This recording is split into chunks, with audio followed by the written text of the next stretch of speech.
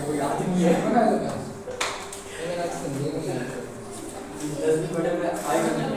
मैं खुद बोलेगा मैं खरीद लूंगा शर्मा खाना अच्छी बात है, लेकिन अपने दोस्तों को बताना ये अच्छी बात है। पूरे 200 रुपये जैसे बोली रहा मेरे घूम रहा है मेरे साथ। अबे वही भी हमारे खाने के यहाँ भी जा रहा खाने ट्यूशन के बाद 10 एग्जाम रुपये के लिए पढ़ना अच्छी बात है, पर अपने दोस्तों को बोलने के लिए पढ़ा नहीं, ये अच्छी बात नहीं होती। कौन बोल रहा है? ये देखो तू। चलो यार आज तुम्हारी वजह से ना वीडियो बहुत लंबी बनती है, बकवास करते रहे और तू बोलेगा नहीं वीडियो में। तू हंसेगा नहीं, याद रख। नहीं, तुम्हारी आवाज़ थोड़ी पिछले वीडियो में मेरी आवाज़ तो ठीक थी, तुम्हारी थोड़ी ख़राब थी, ऐसा था ना? मतलब पिछले वाली वीडियो की आवाज़ ठीक थी हैं? पिछली वीडियो की देखा था पिछली वीडियो? हाँ कैपलर्स लोग देखा, आवाज़ सही थी उसकी? सर सर पता है उसमें क्या होता, आपकी आवाज़ और हमारी इन लोग की आवाज़ में ना मतलब कुछ डिफरेंस आ रहा था।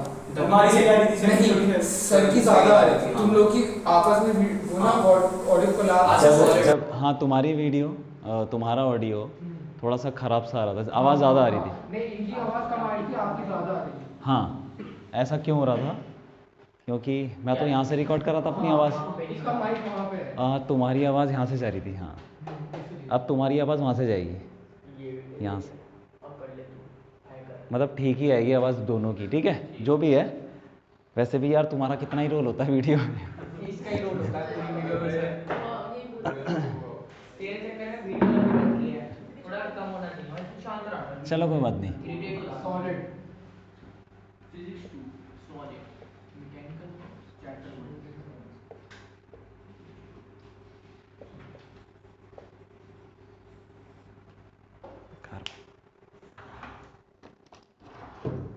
सॉलिड्स के बारे में पढ़ते हैं। सॉलिड मतलब मैकेनिकल प्रॉपर्टी ऑफ सॉलिड। इसका मतलब ये हुआ कि सॉलिड की कुछ प्रॉपर्टीज़ होती हैं, जैसे कि हार्डनेस और सॉफ्टनेस हो गया। जैसे कि ये ज़्यादा हार्ड होता है, ठीक है, और लोहा पत्थर मारोगे इस पर तो क्या हो जाएगा, पत्थर मारोगे तो क्रैक पड़ जाएगा, टूट जाएगा। उस पर पत्थर मारो लोहे पे, पिचक जाएगा, उस पर क्रैक पड़ेगा। मतलब दोनों पे अलग तरीके से कुछ होगा। तो ये प्रॉपर्टी है कि इस पर तो हम मारेंगे तो सीधा क्रैक पड़ेगा पूरा, उस पर क्रैक नहीं पड़ता, उसमें डेंट पड़ जाता है। क्यों? तो ये कुछ प्रॉपर्टीज़ हैं, वही पढ़ने वाले हैं इस बारे में। और भी बहुत सारी चीज़ें इसमें। तो सबसे पहले हमें पता होना चाहिए कि स्ट्रेस क्या होता है। स्ट्रेस कुछ भी तुम लगाओगे, इस पर हथौड़ा मारोगे, कुछ भी मारोगे, फोर्स लगेगा। तो फोर्स लगने से अंदर क्या होगा, मटेरियल के अंदर क्या होता है, एटम्स। एटम्स के बीच में भी वो दबने शुरू हो जाएंगे। मान लो तुमने क्या किया हैं, इंटरमॉलिक्यूलर स्पेस कम होने लगता है। मान लो इसके अंदर क्या एटम ही तो होते हैं भरे हुए पूरे। अब तुमने क्या किया, इसको खींचना शुरू किया, दबाया खींचा, जैसे भी है, मान लो खींच दिया, तो ये एटम के बीच में, दो एटम के बीच में कुछ डिस्टेंस था। अब तुमने इसको खींचने लग गए या ऊपर से दबाने लग गए, तो डिस्टेंस चेंज हो जाएगा। उससे क्या होगा हैं? उनके बीच में स्पेस कम होने लगेगा। हाँ, और हटा दो फिर क्या होगा, अपनी शेप में आ सकते हैं, नहीं भी आ सकते। जितना पास आएगा उतना वो सॉलिड ज़्यादा हो जाएगा, फिर जितना खींचेंगे तो मतलब पार्टिकल सॉलिड ज़्यादा हो जाएगा। मतलब सर जैसे कि मतलब अगर जो एटम्स हैं वो ज़्यादा पास है तो फिर मतलब सर जैसे इलास्टिक है, हाँ। सॉलिड है, तो फोर्स के अंदर अपना शेप चेंज शब्द करेगा। नहीं मिल रहे। अरे देखो यार, हाँ अगर हम फोर्स लगाएंगे, मान लो एफ फोर्स लगाया, तो ये एटम भी दूर होने की कोशिश करेंगे, 1 2 3 ऐसे करके। इनके बीच में जो डिस्टेंस है वो क्या हो जाएगा, बढ़ जाना चाहिए। नॉर्मली यार सिंपल सी बात है कि एटम, एक रबर ले लो, पहले एटम इतनी लेंथ पे तो तुमने खींच दिया, अब जो तो कोने वाले एटम थे वो तो दूर हो गए ना। इसका मतलब सबके बीच में थोड़ा थोड़ा डिस्टेंस बढ़ गया। सर खींचने में ये डिस्टेंस भी तो कम हो जाएगी। हाँ वो कम तो दिखाई है, वो बाद में देखेंगे। हाँ ठीक है, कोई बात नहीं, ठीक है। तो ऐसा कुछ है कि पहले अब बताओ कि ये जैसे मटेरियल है, ठीक है, इसके अंदर एटम है, उनके बीच में कुछ फोर्स लग रहा है, एटम बताओ एटम के ऊपर नेट फोर्स कितना होगा? 0 होगा, क्योंकि चारों तरफ से तो खींच रहे हैं ना दूसरा एटम भी। अब तुमने इसको खींच दिया, अब क्या हो जाएगा? नहीं फोर्स लगेगा उस पे, टूट जाएगा। शेप में चेंज आएगा। साइज में। जैसे मान लो एक धागा है, ठीक है, ऐसे रखा हुआ है, तो उसके एटम के ऊपर नेट फोर्स कितना है? 0। ठीक है, अब तुमने इसको खींचना शुरू कर दिया, क्या डिफरेंस आएगा बताओ? शेप में चेंज आएगा, एटम पे जो फोर्स लगी होगी उसमें चेंज आएगा। कोई फर्क पड़ेगा अब? एटम तो अभी भी इक्विलिब्रियम है ना, क्या फर्क पड़ गया? क्या हो गया ऐसा? सर हाँ, चेंज क्या हो? शेप में चेंज आएगा। डेंसिटी अरे डेंसिटी सेम है। सर शेप में चेंज आएगा और डेंसिटी force तुम में बोलो। हाँ शेप में चेंज आएगा। ठीक है, और अरे और बताओ ना क्या होगा इसके अंदर, जल्दी बोलो। टेंशन आ जाएगी, टेंशन, खिंचाव आ जाएगा, टेंशन। अरे यार क्या कर रहा है भाई? पहले क्या थी? पहले ऐसे ही पड़ा हुआ था ना, कोई टेंशन वेंशन नहीं थी। वो टेंशन कैसे आई? इन दोनों के बीच में फोर्स कुछ चेंज होना शुरू हो गया, मतलब कुछ अलग ही फोर्स आ गया। पहले इनके बीच में कुछ फोर्स था, ठीक है, वो अब ज़्यादा होने लगा। ऐसे मान लो स्प्रिंग है, तो स्प्रिंग की तरह ही तो हो गए, खींचा तो लंबा हो गया। स्प्रिंग में क्या होता है, जब खींचते हैं तो लंबा हो जाता है ना, छोड़ते हैं तो वापस हो जाता है। कंप्रेस होगा फिर नेचुरल। हाँ, तो जब हम खींचते हैं स्प्रिंग को तो उसमें एक फोर्स आने लग जाता है। कौन सा फोर्स? Spring force. बस वैसे ही है, एटम भी स्प्रिंग की तरह है, ठीक है। सर लेकिन अगर हम किसी मेटल शीट को खींचते हैं तो सर फिर वो वापस उसके एटम कंप्रेस हो ही नहीं पाएंगे सर, वो तो फिर उसी शेप में आ जाएगा ना। इसकी अलग फिर कंप्रेस कहाँ होगा इसकी सर? प्रॉपर्टी अलग होगी ना। मेटल शीट को क्या किया हमने? सर खींचा। मेटल शीट अभी जैसे ये मेटल शीट है, हाँ, ठीक है, ये ठीक है। नॉर्मल है, इसको हमने खींच दिया, ठीक है, सर एटम दूर हो गए सर, दूर हो फिर गए। फिर वापस से कैसे आएंगे वो क्लोज? जैसे स्प्रिंग आती है, सर लेकिन वो तो शेप तो हो ही जाएगा ना। वो ये क्यों स्प्रिंग वापस नहीं आती? आती है। तो वैसे ही आ जाएगा यार। स्प्रिंग किसका बना होता है? लोहे का ही तो बना होता है। सर ये कह रहा है, लेट्स सपोज कोई गोल्ड है ना, हमने गोल्ड को मतलब मारा अरे अब बता, हाँ ठीक है, क्यों इतना क्यों मार रहे हो? थोड़ा सा मारो ना। मारा तो उसकी शीट स्प्रिंग है, स्प्रिंग, अब मैं बोलूँगा स्प्रिंग को तो मैं खींच दूंगा, वो तो वापस कहाँ गई? फिर तो इलास्टिसिटी नहीं उसकी। मैं कहूँगा स्प्रिंग को मैंने खींच दिया, इतना खींच दिया, इतना लंबा है, पेन की स्प्रिंग होती बहुत लंबा खींच दिया, अब बताओ वापस तो गई नहीं, तो तुम क्या बोलोगे? एटम तो वही है।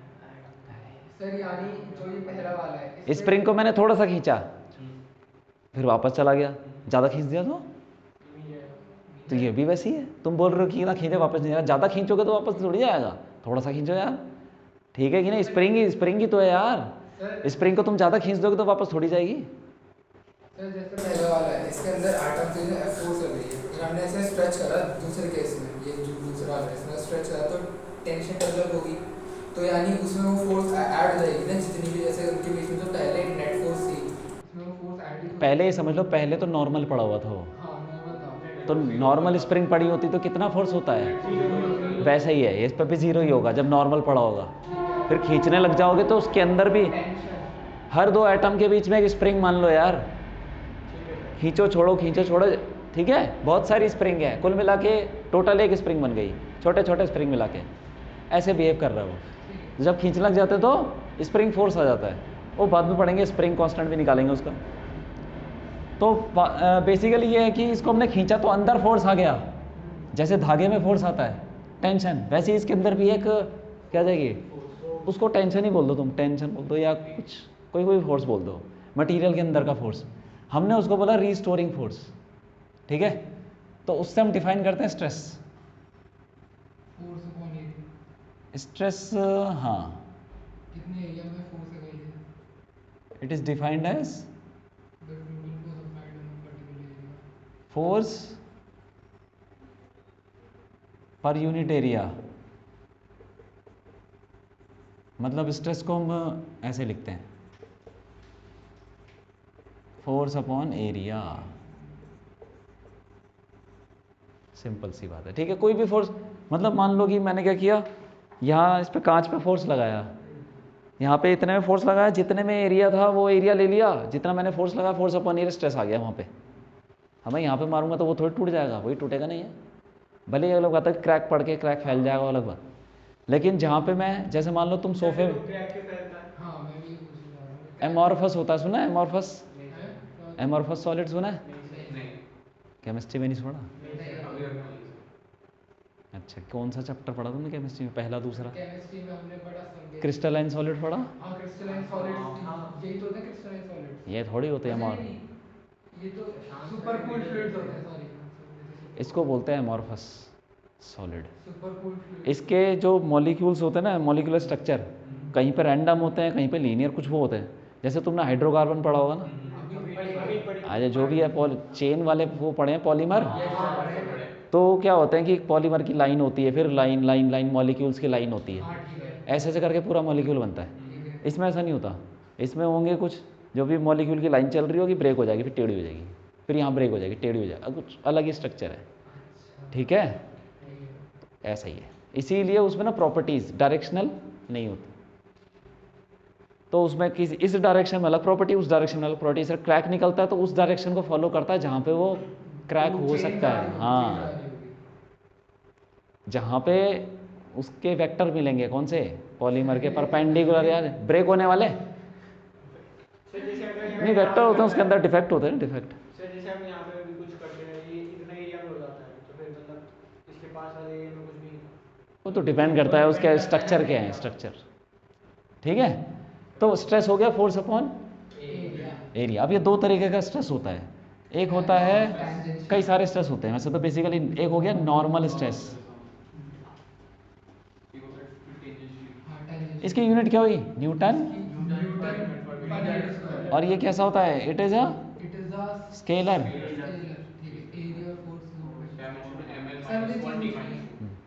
जैसे दो उनका वेक्टर प्रोडक्ट या डॉट प्रोडक्ट हो रहा है दो वेक्टर क्वांटिटी का, तो आएगा स्केलर क्वांटिटी आएगी। और अगर क्रॉस हो रहा हो तो वेक्टर। और क्रॉस अगर- नहीं बताया क्या, तो फिर हाँ, ठीक है। और सर अगर एक वेक्टर हो एक स्केलर हो, तो मतलब एक वेक्टर हो और एक नॉन वेक्टर हो, तो दोनों का क्रॉस या डॉट हो, वेक्टर ही आएगा। ऐसा कुछ नहीं होता यार, कि नंबर से तो मल्टीप्लाई कर रहे हो। वेक्टर मतलब वेक्टर को तुम नंबर से मल्टीप्लाई कर रहे हो, 2 से 4 से क्या ही फर्क पड़ जाएगा मल्टीप्लाई। हाँ, सर एक बार आप बता दो कि स्ट्रेस और प्रेशर में क्या डिफरेंस है? अभी प्रेशर नहीं बढ़ा है ना, प्रेशर की सर हमारी मैम ने बताया था, अभी मत जाओ। प्रेशर लिक्विड्स पे लगाते हैं, हाँ स्ट्रेस Fluids पे। सॉलिड सॉलिड पे लगाते हैं। हाँ, Pressure प्रेशर fluids पे। फ्लूइड्स पे लगाते हैं। थोड़ा थोड़ा ऐसा है, लेकिन बाद में। ठीक है, नॉर्मल स्ट्रेस, नॉर्मल या फिर इसको एक और नाम बोलते हैं Perpendicular stress। लॉन्गिट्यूडनल। हाँ,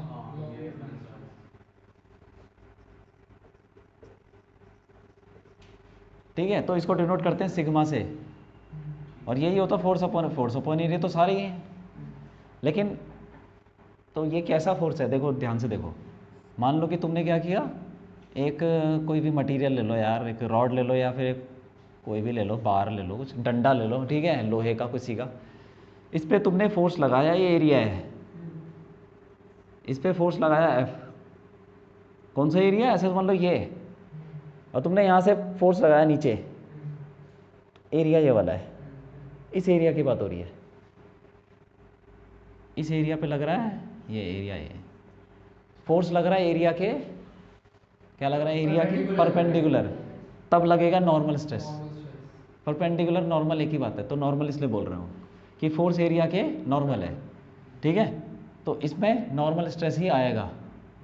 ठीक, या लॉन्गिट्यूडनल बोल दो। लॉन्गिट्यूडनल का मतलब है लेंथ के अलोंग, ये जैसे ये है, इसकी लेंथ ऐसे है, ठीक है, कुछ एल ले लो, इसी लेंथ के अलोंग फोर्स लगा दिया, लॉन्गिट्यूडनल बोलते हैं। सर जैसे टेबल है, मैं इस पे ऐसे करके फोर्स कर रहा हूँ, तो इससे फिर लॉन्गिट्यूडनल ये कंप्रेस कर रहे हो, हाँ ठीक है, लॉन्ग, अगर तुम इस लेंथ को ले रहे हो तो वो हो गया नॉर्मल स्ट्रेस। ठीक है, एरिया के परपेंडिकुलर मार रहे हो ना, तो नॉर्मल हो गया यार। ठीक है, अब इसको हम दबा भी सकते हैं, खींच भी सकते हैं, जैसे मर्जी कर लें। ठीक है, दूसरे टाइप का स्ट्रेस हो गया शियर या टेंजेंशियल।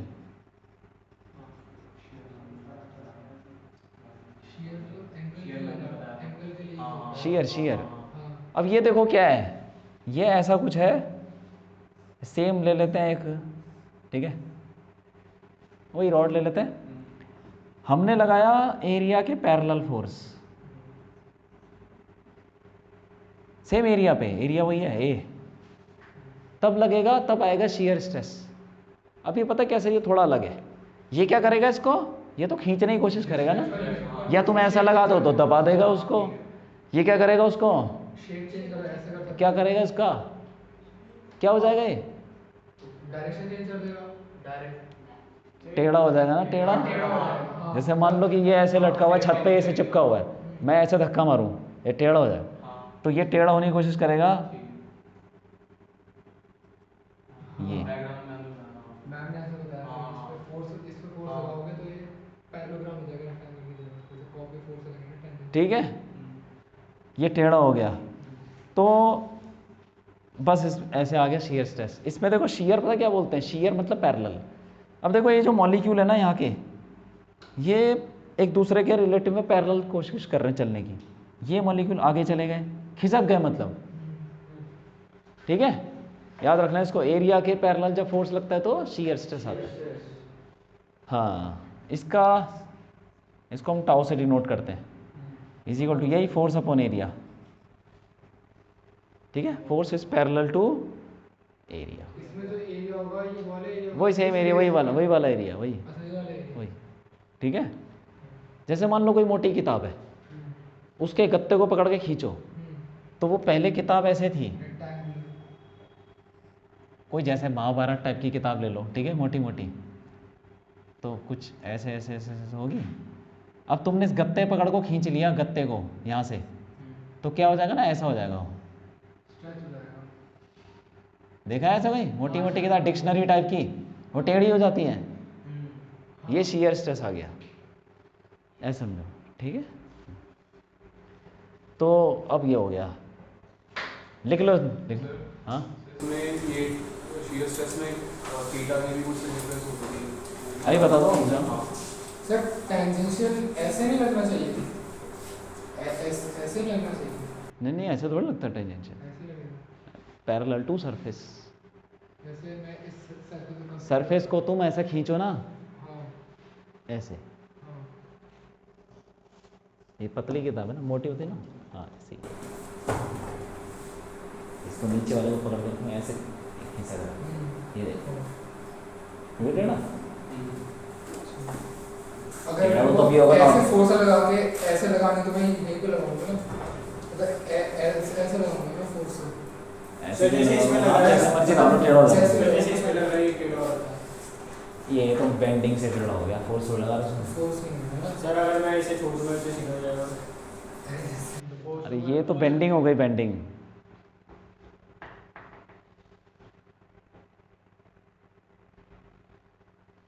ये जितने भी मटेरियल्स हैं, तुम बैठे हुए हो चेयर पे, वो जो डंडे हैं, वो उस पर कौन सा स्ट्रेस लग रहा है बताओ?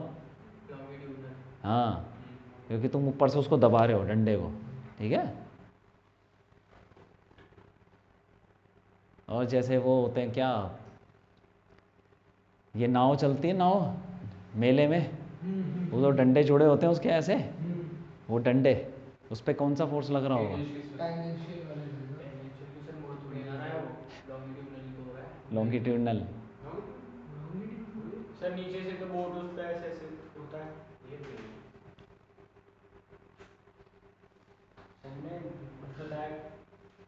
वो डायग्राम टेंशन ही तो लगेगी उसमें यार, तो लटका ही तो हुआ है वो, नाव लटकी तो हुई है।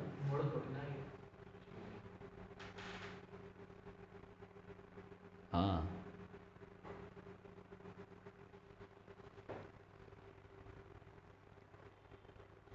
ठीक है, ये बना लिया डायग्राम, ये वाले, कोई बात नहीं, मत बनाओ उसको, अभी कोई ज़रूरत नहीं है, ठीक है।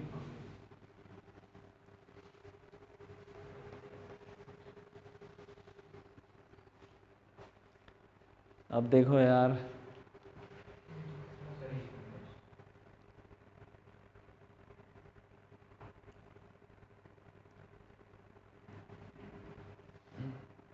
अब एक और चीज़ पढ़ते हैं हम, उसको बोलते हैं स्ट्रेन, ठीक है। ये क्या होता है? मतलब कितना एरिया में change in area from actual area, कि अगर जैसे कि हमने इसके एरिया में, इसका एरिया है, मैंने कोई फोर्स लगाई, इसका एरिया पहले रेक्टेंगुलर एरिया था, तो उसके बाद जितना एरिया में चेंज आया, यानी पैरेललोग्राम के एरिया में से रेक्टेंगल का एरिया माइनस करने के बाद में, जैसे इसका ऐसे फोर्स लगाई मैंने, जब मैंने ऐसे फोर्स लगाई तो इसमें इतना चेंज आ रहा है ना, तो ये चेंज है, यानी कितना एरिया में चेंज है, ये इतना अपॉन टोटल एरिया रेक्टेंगुलर का जो एक्चुअली है। ये डिफॉर्मेशन बताता है, डिफॉर्मेशन होता है ना, हाँ, डिफॉर्मेशन फॉर्म ऑफ फोर्स। जैसे कि तुमने क्या किया, इसी रॉड को खींच दिया, तो वो रॉड पता नहीं लंबी हो गई, टेढ़ी हो गई, कैसी हो गई, कुछ भी हो सकता है, क्यों? हाँ, तो वो तो डिफॉर्मेशन। स्ट्रेन अलग अलग केस में, अब देखो जैसे नॉर्मल स्ट्रेस होता है वैसे ही नॉर्मल स्ट्रेन भी होता है। जब नॉर्मल स्ट्रेस लगेगा तो नॉर्मल स्ट्रेन आएगा, जब शियर स्ट्रेस लगेगा तो शियर स्ट्रेन आएगा। स्ट्रेन का मतलब कुछ शेप चेंज हो जाना, डिफॉर्म हो जाना। तो ये लगाएंगे तो क्या होगा पता उसका, और लंबी हो जाएगी, लंबा हो जाएगा, और ये लगाएंगे तो ये तो टेढ़ा ही हो गया, तो शेप चेंज हो ही गई। ठीक है, तो आ जाओ इसमें पहला हो गया नॉर्मल, हाँ वही नॉर्मल या फिर लॉन्गिट्यूडनल स्ट्रेन। तो इसको डिफाइन करते हैं ई से, ई एप्सिलॉन मान लो उसको, ठीक है। Change in length upon original length,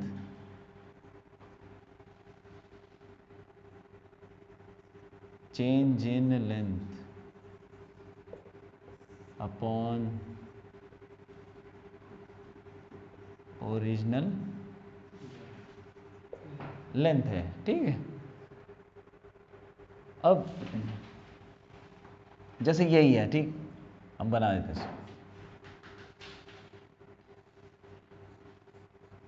अब तुमने क्या किया, फोर्स लगाया इस पे ऐसे, अभी लंबा हो जाएगा, तो मान लो कि थोड़ा सा और हो जाएगा। इतना लंबा हो गया, तो ये एल था, L plus ये डेल्टा एल हो गया, change in length delta L, तो बस उसको डिवाइड कर दो, डेल्टा एल बाय एल हो गया स्ट्रेन। इसकी यूनिट क्या होगी, Zero dimensionless होगा। डायमेंशनलेस क्वांटिटी है, कोई यूनिट नहीं होगी। यूनिटलेस, यूनिटलेस या डायमेंशनलेस बोल दो, ठीक है। हाँ, और ये कैसी क्वांटिटी है, ये स्केलर ही है। स्केलर ही। वैसे ये जो स्ट्रेस ये सब होते हैं, स्ट्रेन, ये एक्चुअल में टेंसर क्वांटिटीज़ हैं, कौन सी क्वांटिटी? टेंसर, लेकिन तुमको स्केलर ही बोलना है। टेंसर क्या होता है? टेंसर होती क्या अब ये तुम्हारे कोर्स में नहीं है ना ये, भारत आपने बोल दिया आपने टेंसर। बोल दिया है। देखो टेंसर ऐसी क्वांटिटीज़ है जिसमें, मतलब टेंसर को ना हम जर्नलाइज वेक्टर, जैसे कि टेंसर, सर एक तो होती है पूरी स्केलर क्वांटिटी, एक होती है वेक्टर और वेक्टर, मतलब जैसे वेक्टर नहीं वेक्टर सर स्केलर, टेंसर तो होती है ना, मतलब शो करती है एक प्रॉपर्टी लेकिन होती कोई और है, ऐसा होता है ना वो, जैसे करंट, देखो करंट स्केलर है। करंट स्केलर नहीं देखो मैं बताता हूँ, कुछ कुछ वेक्टर ऐसी क्वांटिटीज़ होती हैं जिसमें कभी कभी डायरेक्शन भी होती है, लेकिन फिर भी वो स्केलर होती है। हाँ, जैसे ये हो गया सर। करंट भी टेंसर ही है, बस हाँ ठीक है। अरे ठीक है, तो ये वाली भाई तो प्रेशर भी टेंसर होता है। प्रेशर भी। फोर्स वोल्टेज अभी तुमको पढ़ने की ज़रूरत नहीं है इसको, ठीक है, इसमें घुसने की ज़रूरत नहीं है। ठीक है, समझ ये भी टेंसर है, ठीक है, लेकिन ये अभी फर्स्ट ऑर्डर टेंसर ले रहे हैं, तो उसको बोलते हैं scalar, first order tensor is scalar, ठीक है। और तुम पढ़ोगे बाद में मैट्रिक्स वगैरह पढ़ोगे अगले साल, तो उसमें आएगा third order, first order, second order, तो तब की तब देखेंगे, ठीक है। और अभी ज़रूरत भी नहीं है, कोई ज़रूरत नहीं इसकी। स्केलर हो गया, तो ये नॉर्मल स्ट्रेन हो गया। दूसरा हो गया शीयर या फिर टेंजेंशियल स्ट्रेन। ये क्या होता है कि जैसे टेढ़ा हो गया, ठीक है, टेढ़ा, इसी डायग्राम को दोबारा बनाना, ये जो एंगल है गामा, गामा, ये एंगल ही शीयर स्ट्रेन है। कितना टेढ़ा हुआ, कितना बेंड हो गया, बस एंगल, ठीक है, गामा। अबे गामा, गामा है, अच्छा गामा है। सर अगर जैसे इसकी ऊपर की बॉडी मतलब किसकी बॉडी, सर, इसकी? ये सर रॉड है हमारी, इसकी सर हमारी ऊपर की बॉडी सर सेम है, नीचे की बॉडी थोड़ी सी बढ़ जाएगी। ऊपर की बॉडी नहीं, ऊपर नहीं सर, ऊपर जहाँ चिपका हुआ है वहाँ तो रहेगा, लेकिन नहीं आगे। सर, मतलब ऐसे जैसे ये है, हाँ ये यहाँ पे हमारी नॉर्मल बॉडी थी, लेकिन ये यहाँ से बेंड हो जाता है। ऐसा नहीं होता यार, वो तो डिपेंड करता है फोर्स कितना लगा है। ऐसा नहीं होता। ये देखो, तो फिर ये होगा। इसको ले लो डेल्टा एक्स, ये डेल्टा एक्स आगे चला गया, ये एरिया पहले यहाँ था, डेल्टा एक्स आगे खिसक गया। तो तुम इस ट्राइंगल से देखो ध्यान से, ये एल है, एल। तो तुम क्या बोल सकते हो पता उस ट्राइंगल में क्या क्या बताएं बताओ जल्दी बोलो। डेल्टा एक्स अपॉन एल क्या होगा? Sir sine theta. अरे भैया टेन टेन थीटा होता है ना, परपेंडिकुलर अपॉन बेस, बस वही है। और अगर हमारा एंगल छोटा है, इफ गामा इज स्मॉल, तो तुमको ये पता है गामा इज इक्वल टू, अगर थीटा छोटा होता तो साइन थीटा टेन थीटा सब बराबर होते हैं, पता है कि नहीं पता? नहीं पता, पहली बार सुन रहे हो क्या? साइन गामा टेन गामा, ठीक है, कोई भी नहीं, जब छोटा हो, स्मॉल, कितना स्मॉल, दो, गामा नहीं भाई, एंगल बोल रहा है, एंगल तो कुछ भी हो सकता है ना। एंगल का नाम तुम यार एक्स वाई जेड डाल दोगे। सर जैसे साइन तो मतलब साइन 1 डिग्री ऐसे टाइप। अरे करके देखो ना, अभी निकालो, मोबाइल निकालो, गामा ले लो, 1 डिग्री ले लूँ, 1 डिग्री निकालो, बताओ कितना होता है, साइन 1 डिग्री कितना होता है? साइन 1 बोलो बोलो 0.84। क्या निकाल रहे हो यार तुम, क्या निकाल रहे हैं? Sine 1 degree. ढंग से निकालो ना, किस पे निकाल रहे हो? कैलकुलेटर खोलो ना यार, गूगल सर्च क्यों कर रहे हो? गूगल पे ऊपर देखना वो डिग्री में है कि नहीं है। साइन 1 डिग्री जल्दी बताओ। बन नहीं आ सकता ऐसे नहीं। अरे यार क्या ही कर रहे हो तुम, दिखाओ यार, मैं निकालता हूँ।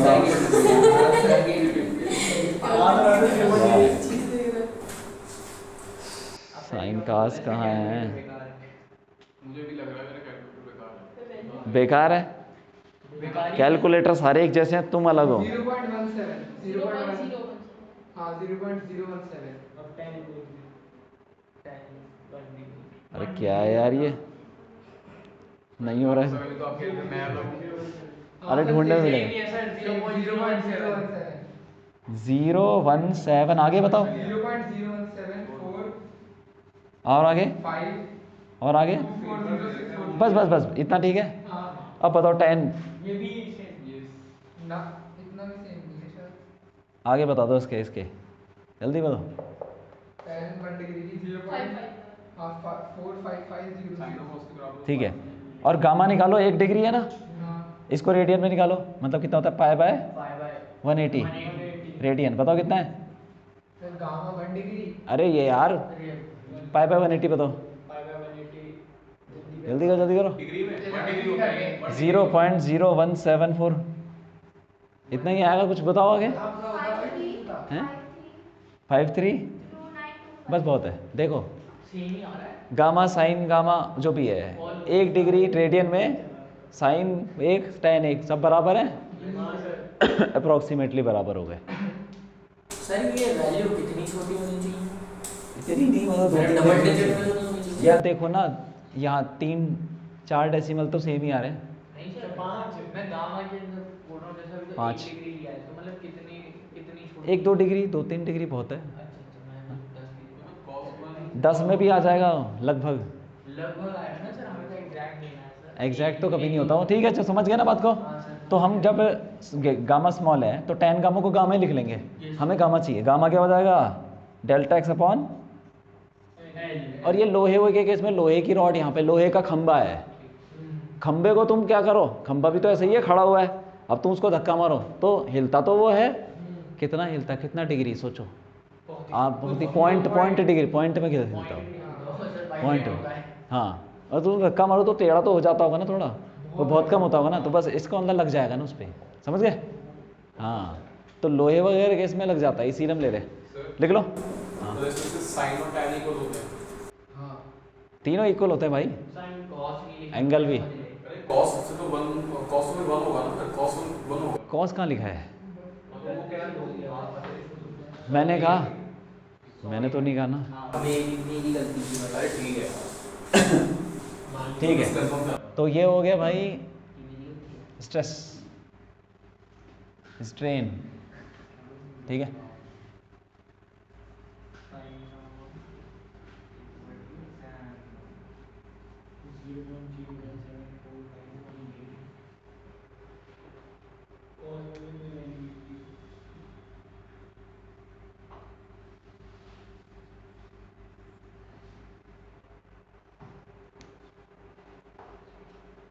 ये तो आज बिल्कुल ही खत्म हो जाएगा। तो को मुश्किल लग रहा है क्या?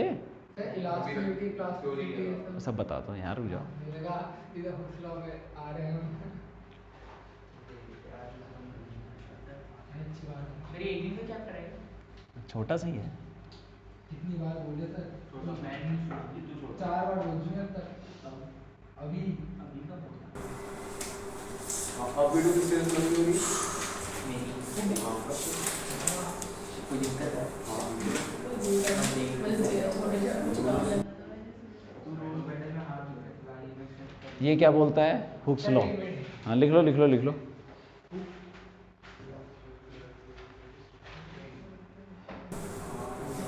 सर ऐसे मुझे याद नहीं आ रही थी कि इसके बाद ही मतलब स्ट्रेस और स्ट्रेन का ग्राफ आएगा। इससे हाँ। बस कर ओके। बारी बस कर। भाई जो याद आ रहा बहुत हाँ हाँ ठीक है। स्ट्रेस मेरे कहने का मतलब क्या है? अरे यार डायरेक्टली तो मेरे कहने का मतलब वो तो लंबा चल रहा है, इसलिए नहीं बोल रहा हूँ। सही लगता है बोल रहा हूँ।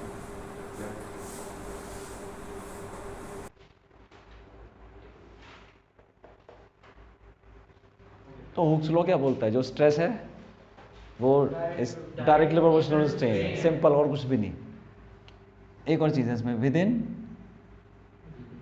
Elastic limit.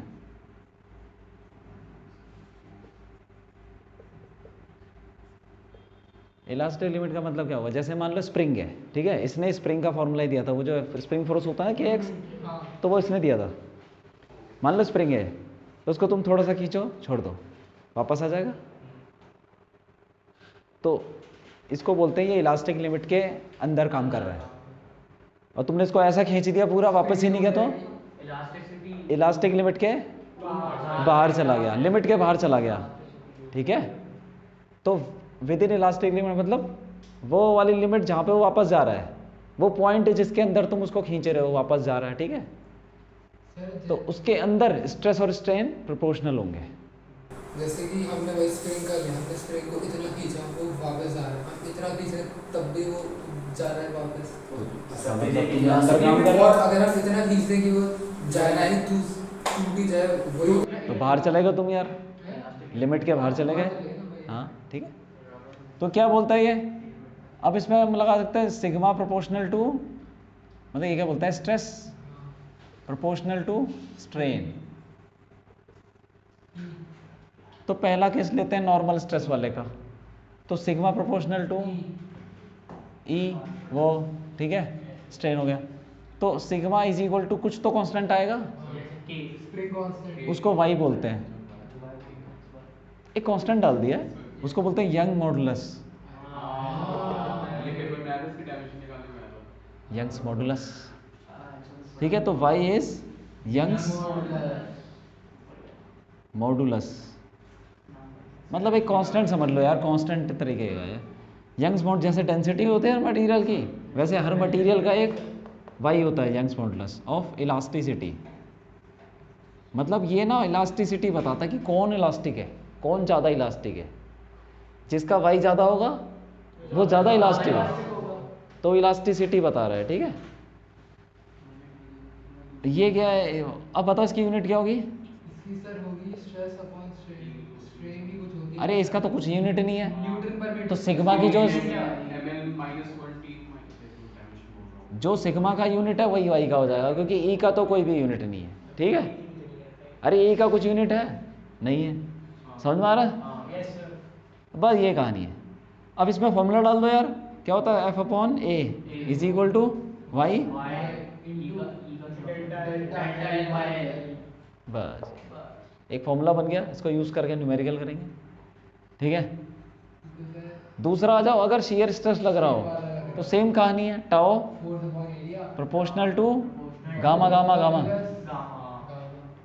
और ये टाओ इज इक्वल टू क्या हो जाएगा, यहाँ पे कुछ कांस्टेंट आ जाएगा, तो उसको जी बोल दो, या ईटा ईटा बोल सकते हैं, ईटा या जी। ईटा बताओ, ईटा गामा, ठीक है। अब ये भी कांस्टेंट ही है, वो भी मॉडुलस ही है। ईटा क्या है, modulus of rigidity. Sir sigma अगर हमारे डायरेक्टली प्रोपोर्शनल से टाउ, सर वो गामा होता क्या? शेयर मॉडुलस क्या हो गया, शेयर स्ट्रेस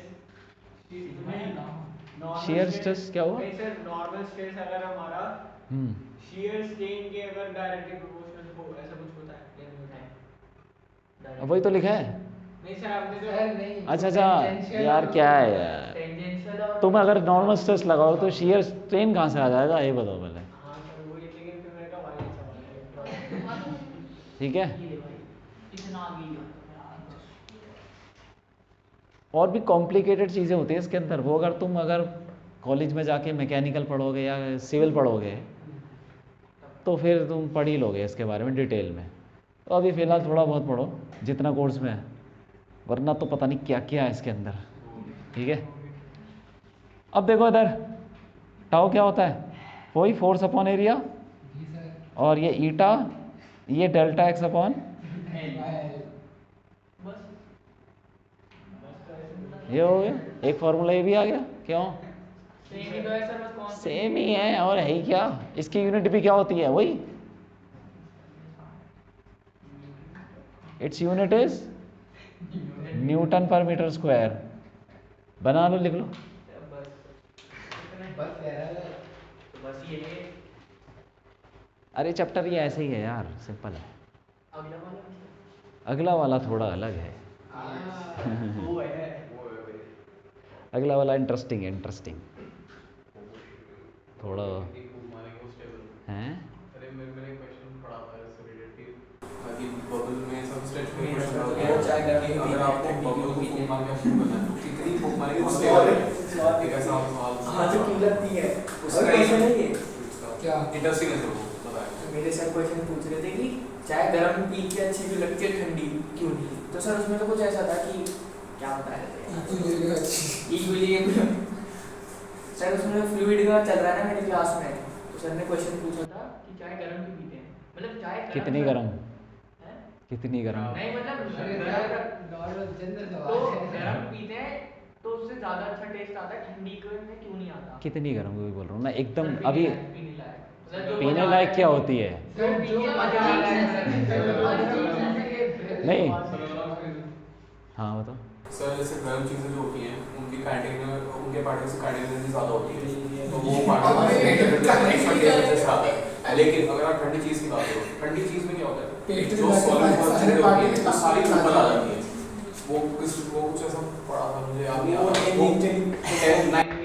आइसक्रीम ठंडी अच्छी लगती है, हाँ सर, चाय गर्म, क्यों? क्वेश्चन पूछ रहे थे बच्चों से और कह रहे पेपर में दूंगा एक नंबर सही है। हाँ भाई, तो बबल तो भाई दे देना पैसा। और कोल्ड ड्रिंक वगैरह गर्म, सर मजा नहीं आता, मजा नहीं आता, मजा नहीं आता। क्यों? सर इसमें जो फिज होती है ना वो हट जाती है। तो ये तो सारी बात तो मज़े की हो गई यार, कि कुछ चीज़ गर्म अच्छी लगती है, कुछ ठंडी। वो सर कहते हैं इसका ऐसे कोई बबल हो, मैं कल पूछ कर आता हूँ सर, उसका आंसर भूल गया मैं। अबे नाम ही आई से आ रहा है इसमें। वोट आइसक्रीम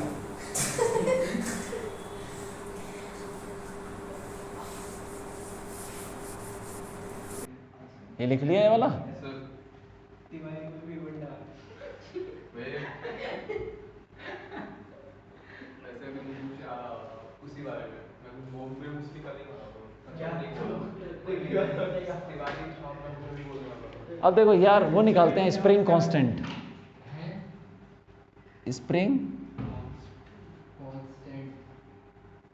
कांस्टेंट, ठीक है। वो हर स्प्रिंग का कांस्टेंट ऐसे ही निकलता है, तो यहीं से आ रहा है। तो देखो स्प्रिंग फोर्स क्या था स्प्रिंग फोर्स बोलो,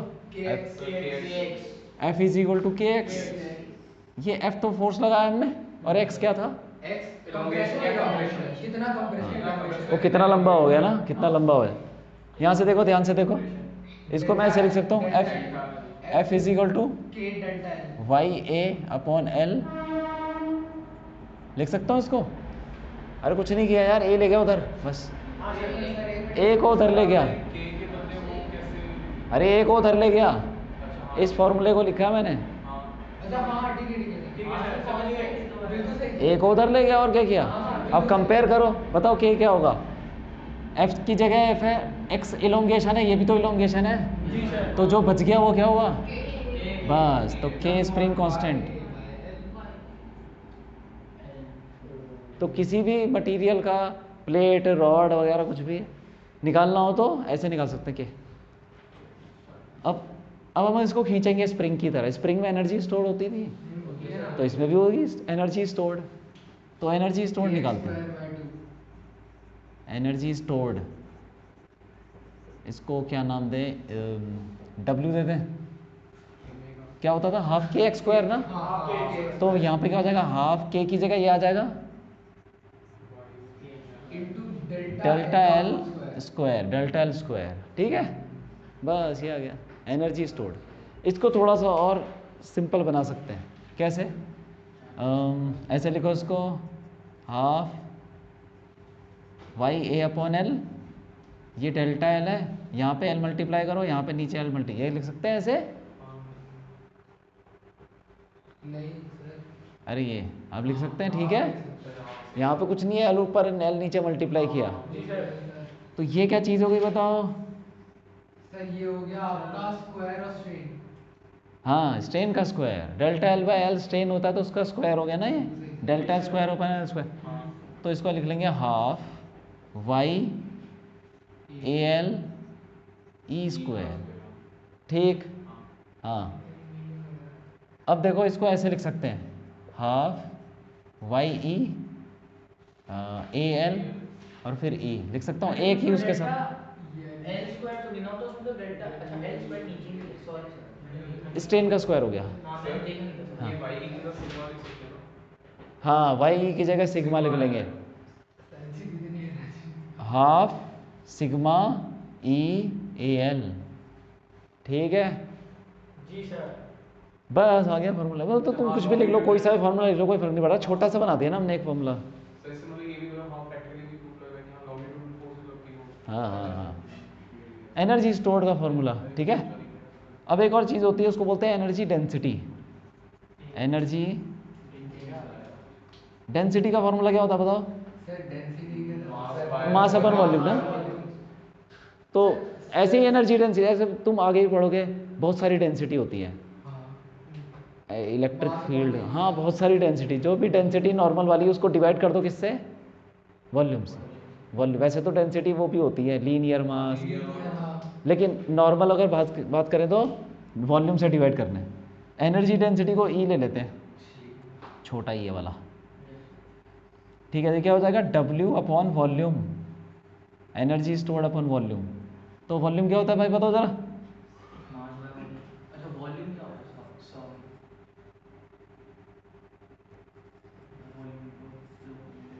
अरे वॉल्यूम क्या होता है इसका, रॉड का बताओ ना, कहाँ गई रॉड का वॉल्यूम क्या होगा, रोड का बताया था। अरे हाँ बताओ बताओ, अरे ऐसे एक रॉड है, बताओ वॉल्यूम क्या होगा, इसका area A, area on length, area और लेंथ है, एरिया इंटू, अच्छा एरिया इनटू, हाँ एरिया इनटू पता है कि नहीं, एरिया इंटू लेंथ है,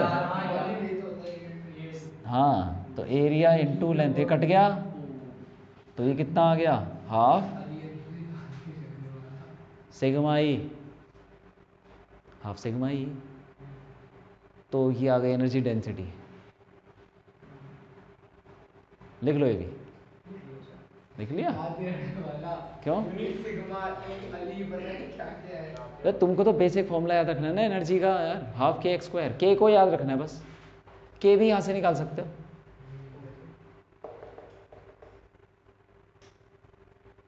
ये हुक्स लॉ याद रखना यार, हुक्स लॉ है ही क्या है, ये है। और सिग्मा का तुम्हें पता है फोर्स अपॉन एरिया, और ये डेल्टा एल बाय एल, सब कुछ निकाल सकते हो वहाँ से तुम। ठीक है, अगली क्लास में इसके क्वेश्चन करेंगे तो थोड़ा सा तब हाँ। चैप्टर खत्म? नहीं नहीं अभी तो है। मेरा एक सवाल है, हैं? जैसे कि हमसे पूछा जाता है कि जो ग्रेविटेशन कांस्टेंट होगा उसका डायमेंशन निकालो, ऐसे और कितने कांस्टेंट हैं जिनकी डायमेंशन निकालने में पूछ सकते हो? तुमने कितने पढ़े अभी तक? कितने पढ़े? तो बस वही है, बस वही पढ़ लो, वही। तेरे को कोई डायमेंशन निकालने को बोलेगा क्यों भाई? भाई आया है क्वेश्चन। वो चैप्टर कोई बात नहीं, तुमने जितने भी पढ़े हैं ना, सबका डायमेंशन लिखते जाओ ना यार, लिखते जाओ डायमेंशन। तुम्हारे सामने जो भी नई चीज़ आती है उसका डायमेंशन लिख दो, सिग्मा ई ये वो। ठीक है, ये लिख लिया वाला, ये वाला लिख लिया। अरे ये लिख लिया क्या?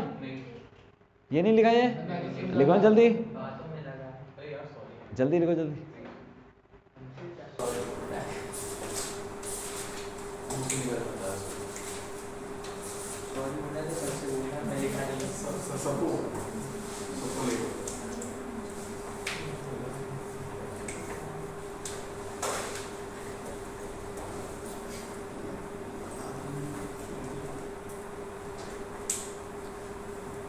टाइम क्या हो गया? सर टाइम हो गया है एग्जैक्ट नाउ। नो बस ठीक है, बस ये लिख लो इसे, ये नहीं। अरे मत करो भैया, टूट जाएगा फोन। इसका है ये, इसका फोन है ये, ऐसा टूट के तो गया। किसका है? तेरा पट्टा है, तेरा पट्टा है। ऐसे लिखे, ऐसे हटा दो ये। नहीं लिख रही है। कौन सा लिख रहा हो? ये आप सेकंड वाला बट और वाला मत बताइए। पहला वाला मिट आप उल्टा लिखो। नीचे वो बता रहा था, वो वाला कवर में तो स्टार के वाला वो था। अरे यार वो ऐसे ही ले लिया था यार। ठीक है, ये देखो अब स्ट्रेस माइनस स्ट्रेन। हाँ सर, ये एग्जाम स्ट्रेस स्ट्रेन कर्व मतलब एक, अरे ग्राफ है यार और कुछ नहीं है। कैसा होगा ग्राफ बताओ? सिग्मा और ई का कैसा ग्राफ होगा? सिग्मा और ई, लीनियर वो देखो रिलेशन कैसा था, sigma is equal to, sir sigma equal to force upon area. हाँ sigma is equal to strain वाला यार, sigma is equal to Y E. अब वाई तो कांस्टेंट है, ठीक है। लीनियर है। तो एक वेरिएबल है वाई, सिग्मा वेरिएबल है, sigma is equal to Y E. तो कैसा रिलेशन होगा? बस लीनियर ये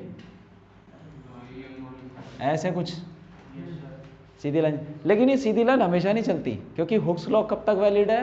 क्या बोला कुछ? इलास्टिक लिमिट तक वैलिड है, उसके बाहर नहीं है, फिर उसके बाहर तो ग्राफ अलग ही हो जाएगा। तो मतलब के कांस्टेंट की वैल्यू इलास्टिक लिमिट होगी हमारी। नहीं इलास्टिक लिमिट नहीं, वो लिमिट की तुम ज़्यादा स्ट्रेस नहीं लगा सकते। एक स्ट्रेस देखो, स्ट्रेस बढ़ रहा है ना, स्ट्रेस बढ़ रहा है, स्ट्रेस का मतलब फोर्स लगा रहे हो तुम ज़्यादा, तो स्ट्रेस बढ़ रहा है भाई। एक ऐसा थोड़ी बढ़ाते जाओगे, स्प्रिंग काम करती रहेगी नॉर्मल, एक लिमिट के बाद खराब हो जाएगी। ठीक है, तो ये वो पॉइंट है, इस जहाँ तक ग्राफ लीनियर है तो इसको बोलते हैं इलास्टिक लिमिट। प्रोपोर्शनैलिटी लिमिट, मतलब यहाँ तक वाई लीनियर है graph, line sigma proportional to strain यहाँ तक है, तो फॉर्मूला यहाँ तक लग जाएगा। उसके बाद और स्ट्रेस लगाओगे ना तो फिर वो लीनियर नहीं होगा, वो थोड़ा सा ऐसा कर्व आना लग जाएगा, कर्व। ठीक है, अब देखो अगर मैं स्ट्रेस यहाँ तक लगाता हूँ और छोड़ देता हूँ तो क्या हो जाएगा उसका? वापस आ जाएगा। यहाँ तक लगाता हूँ तब भी ठीक है, और यहाँ तक लगाता हूँ अब भी वापस आ जाएगा। लेकिन ये कर्व, ये मतलब स्ट्रेट लाइन नहीं है, कर्व है, तो वापस तो आ जाएगा लेकिन प्रोपोर्शनल नहीं है। यहाँ इस वाले ग्राफ में सिग्मा और ई प्रोपोर्शनल नहीं है। सिग्मा और ई प्रोपोर्शनल कहाँ तक है? यहाँ तक, प्रोपोर्शनैलिटी लिमिट तक। उसके बाद थोड़ा सा ऊपर जाओगे ना तो वापस तो आ जाएगा लेकिन प्रोपोर्शनल नहीं है, ठीक है। इसको बोलते हैं इलास्टिक लिमिट। इलास्टिक लिमिट, और इसका नाम एक और है, और यील्ड पॉइंट। यील्ड पॉइंट नाम है, ठीक है।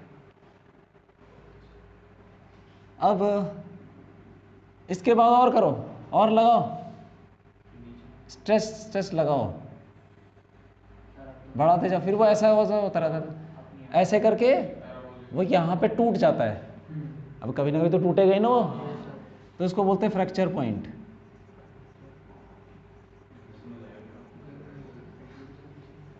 टूट गया और यहाँ पे मैक्सिमम स्ट्रेस लग रहा है, देखो, इसको बोलते हैं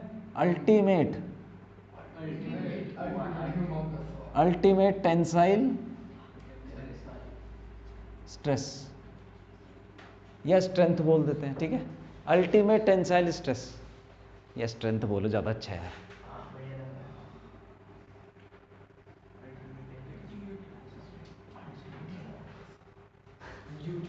अब देखो ये वाला जो पोर्शन है, कौन सा वाला, इसमें जो भी डिफॉर्मेशन हो रहा है उसको बोलते हैं इलास्टिक डिफॉर्मेशन। इलास्टिक डिफॉर्मेशन, हाँ।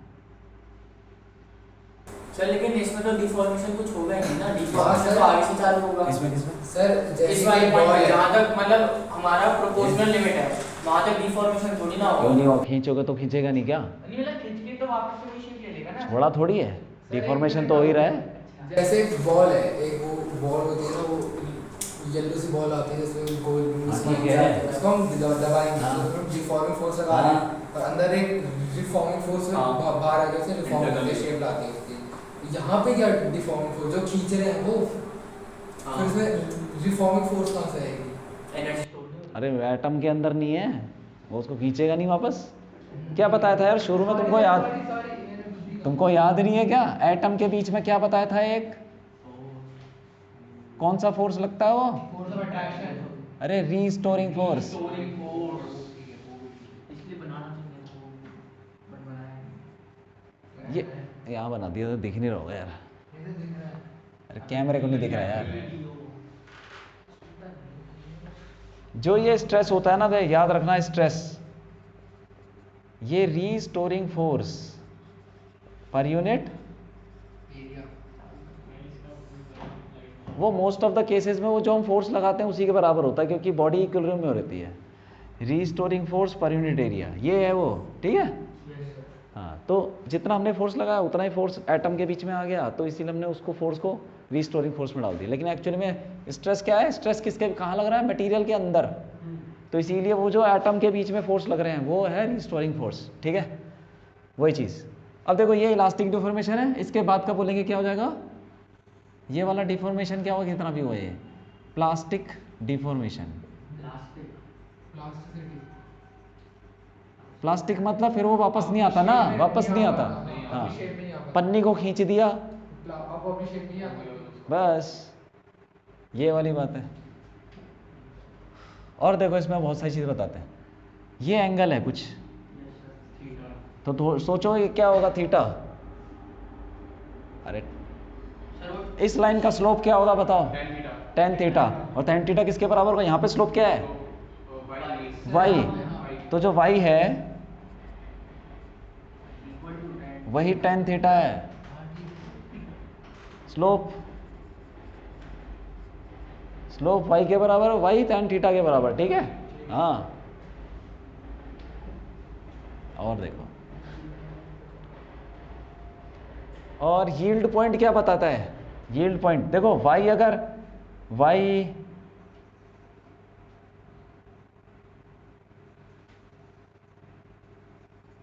क्या बताता है, अबाउट इलास्टिसिटी, वाई बताता है इलास्टिसिटी कैसी है, ज़्यादा है कम है, वाई ज़्यादा तो इलास्टिसिटी ज़्यादा, ठीक है। और ये यील्ड पॉइंट क्या बताता है, यील्ड पॉइंट बताता है हार्डनेस, कितना हार्ड है, जितना ज़्यादा यील्ड पॉइंट होगा उतना ज़्यादा हार्ड होगा। यील्ड पॉइंट अबाउट हार्डनेस, अरे क्या है, हार्डनेस, ठीक है। और देखो ये जो चीज़ है, ये एरिया क्या बताएगा, स्ट्रेस क्या है, स्ट्रेस बताएगा। ईशान क्या है ये? What is it? ये जो एरिया है, area under the graph,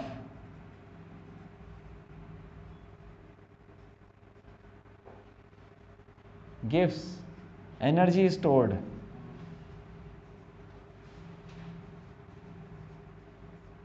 per unit volume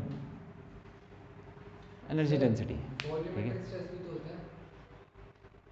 volumetric stress, हाँ रुक जाओ अभी, इधर देखो, ये जो लाइन है ना, इसको मैं आपसे बताता हूँ, देखो ये लाइन है और उसका ग्राफ ऐसे जा रहा है। अगर मैं बोलूँ कि कौन सा लिमिट था, इलास्टिक लिमिट तक, इलास्टिक लिमिट तक एरिया बताओ क्या होगा उसका, एरिया बता दो। एरिया होगा half M square. Half M B square.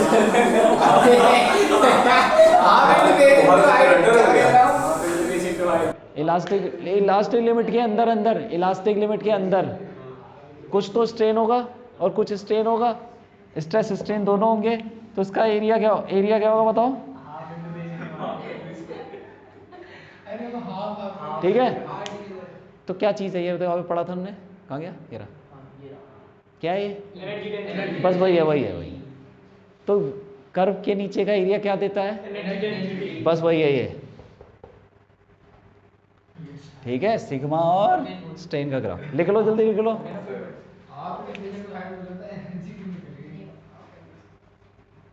एक और चीज़ होती है उसको बोलते हैं डक्टिलिटी।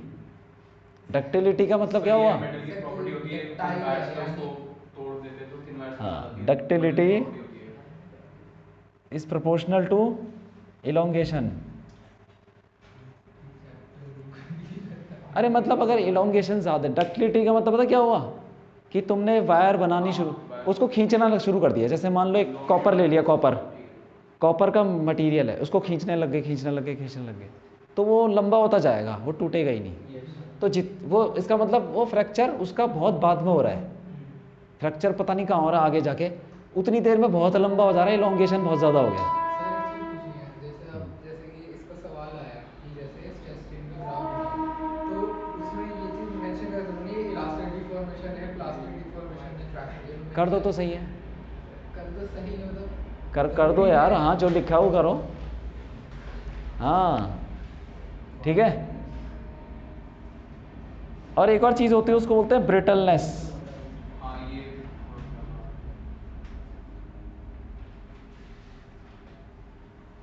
ठीक है, ब्रिटलनेस ये क्या होता है, इसलिए क्या अरे यार मैंने उससे साथ में पढ़ा था स्कूल में कंप्यूटर मैंने बताया जिसमें plastic deformation almost zero,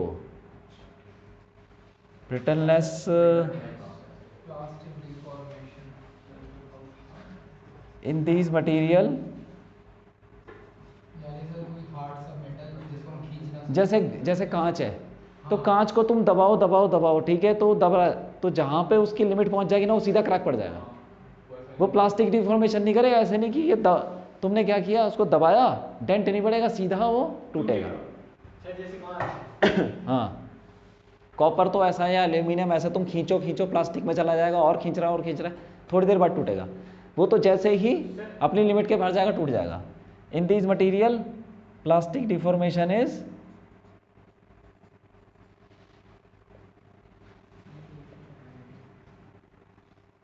almost zero, ठीक है। ये ब्रिटलनेस, डक्टिलिटी सुनिए, पढ़िए पहले। सर हाँ डक्टिलिटी का मतलब वही है कि मेटल की प्रॉपर्टी है जिससे वो वायर बना सके, उससे कॉपर की वायर, हाँ हाँ वही चीज़ है। लिख लो लिया। सर एक ये हटाऊं, सर ग्राफ किस में बनाना हाँ वो ग्राफ नहीं मिलेगी अरे ये हो तो रहा है रिकॉर्ड यार। सर रिकॉर्डिंग है कि एक दो दिन में। हाँ ठीक है चलो, ये हो गया ना अभी।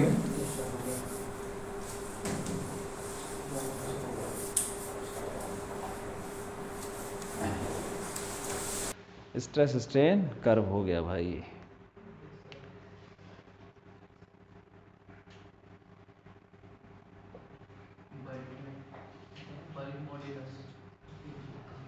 बल्क मॉडुलस के बारे में पढ़ते हैं। जैसे ये होता है ना यंग मॉडुलस, लिख लिया? पहले बताओ, लिख लिया? क्यों नहीं बनाया? सर मैं तो आपको सब बताता, मैं ग्राफ बनाया था। बनाओ बनाओ बनाओ, करो, पूरा करो। सर जैसे कि किसी ग्राफ में हमारा जो इलास्टिक डिफॉर्मेशन होता है, हमने खींचा फिर इलास्टिक लिमिट जहाँ पे कर्व आना शुरू हो गया, इलास्टिक लिमिट पार हो गया, तो कुछ इलास्टिक लिमिट पार होने पे वो वापस आ सकता है और प्रोपोर्शनैलिटी हट जाती है, वो हुक्स लॉ हट जाता है वहाँ पे हुक्स लॉ नहीं लगेगा। हाँ वहाँ पे प्रोपोर्शनैलिटी हट जाती है। तो छोटा सा पोर्शन होता है।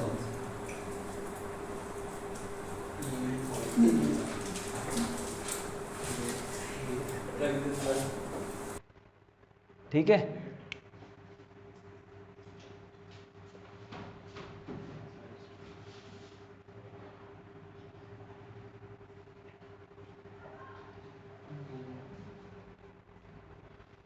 बल्क मॉडुलस को हम कब यूज़ करते हैं?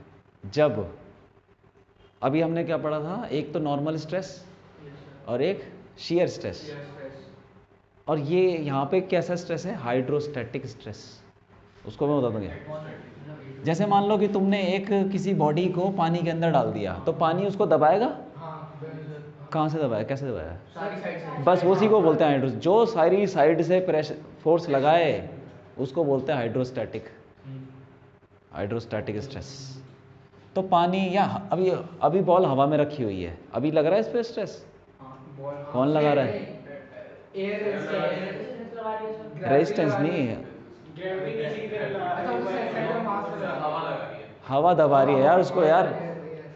अरे हवा हमें चारों तरफ से दबा रही है, तो हमारे ऊपर हवा का लग रहा है हाइड्रोस्टैटिक स्ट्रेस।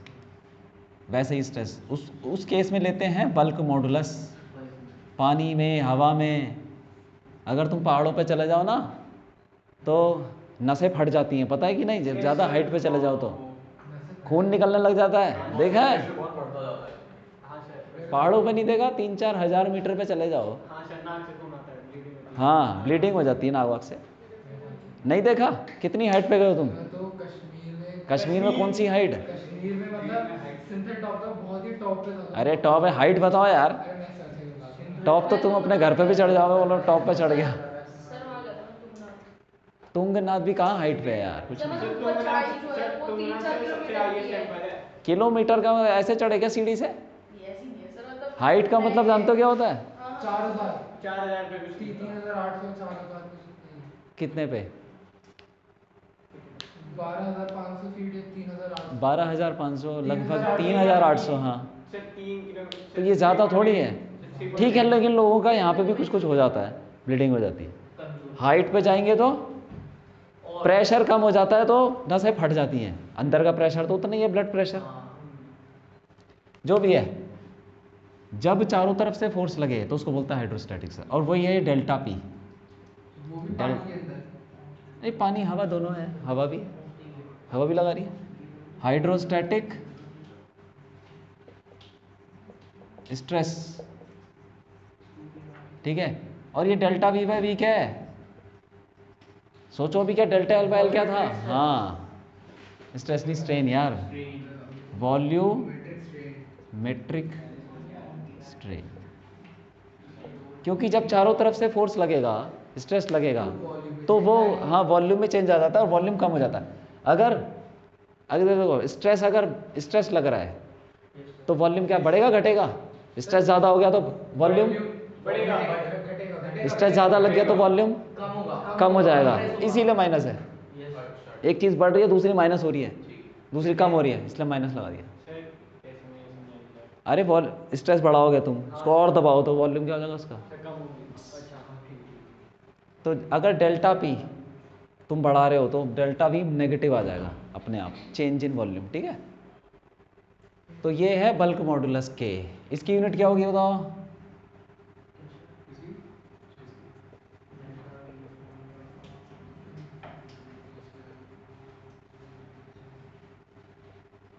बोलो बोलो जल्दी बोलो। सर किसकी इसकी डेल्टा पी हाइड्रोस्टैटिक स्ट्रेस है, स्ट्रेस की कोई होती नहीं है अभी सर, डायमेंशनलेस होगा ये।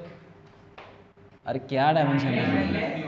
स्ट्रेस है ना, सर, ये फोर्स न्यूटन बाय का स्क्वायर ही होगा, न्यूटन का न्यूटन का स्क्वायर ही होगा। ये अभी बताया ना बल्क। नीचे नीचे मीटर क्यूब बन जाएगा और मीटर दो अरे कुछ नहीं मीटर, ये तो डायमेंशन लेस है। हाँ ठीक है बस ये डेल्टा पी क्या चीज़ है? Change in, pressure.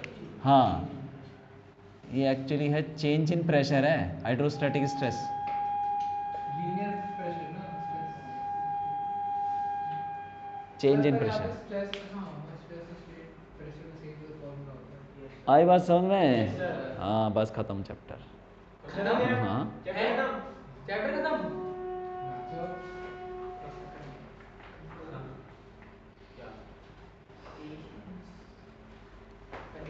Next class में इसका क्वेश्चन कर लेंगे तो हो जाएगा, ज़्यादा कुछ नहीं है इसमें। असाइनमेंट भेज दूंगा, कर लेना, ठीक है। Okay sir. ओके।